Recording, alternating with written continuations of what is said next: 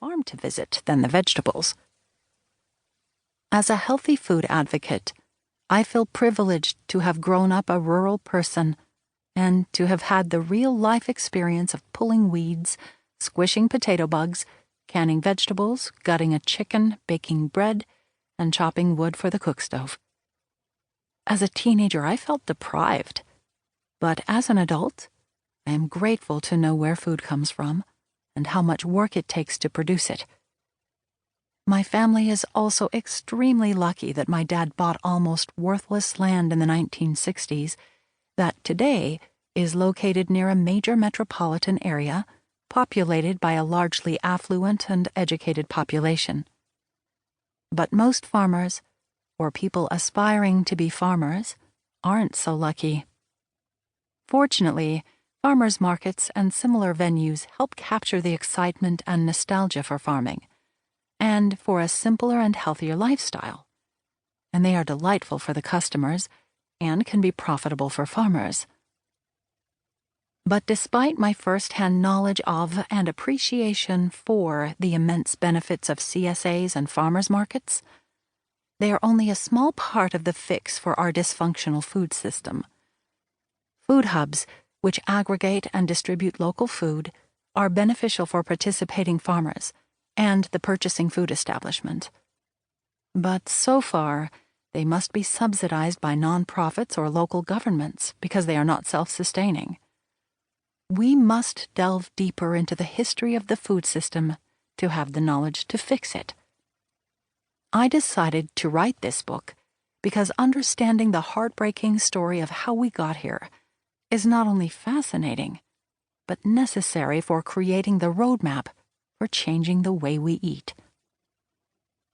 The food system is in a crisis because of the way that food is produced and the consolidation and organization of the industry itself.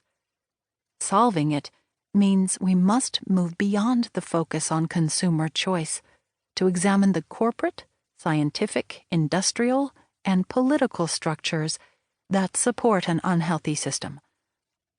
Combating this is going to take more than personal choice and voting with our forks. It's going to take old-fashioned political activism.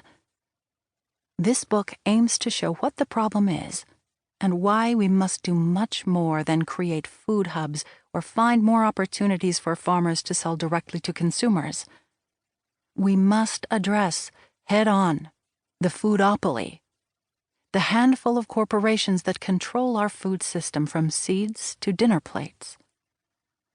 While the rhetoric in our nation is all about competition and the free market, public policy is geared toward enabling a small cabal of companies to control every aspect of our food system. Today, 20 food corporations produce most of the food eaten by Americans, even organic brands. 4 large chains, including Walmart, control more than half of all grocery store sales.